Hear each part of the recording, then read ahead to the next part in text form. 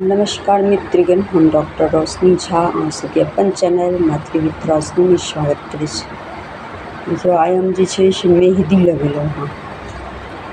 कहने छलहुँ जे शुभ लगन जे छै से चालू छै, तो ओही के चलते हम जे छै से मेहदी लगेलहुँ हँ।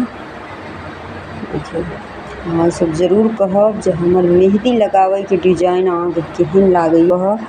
हमरा कखनो मेहदी लगबै छै तऽ मेहदी हमरा भरि हाथ हेबाक चाही। हमरा जे छै से 2 से 3 टा मेहदी एक हाथमे लागै छै।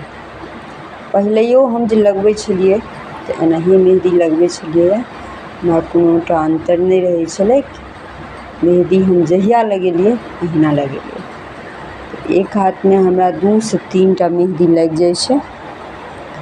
जे मिथिलाक्षर लेखन छियै, लिख लेलियै यऽ प्रणाम मिथिलाक्षर। अहाँ सब जरूर कहब जे हमर मेहदी अहाँ सबके केहन लागल।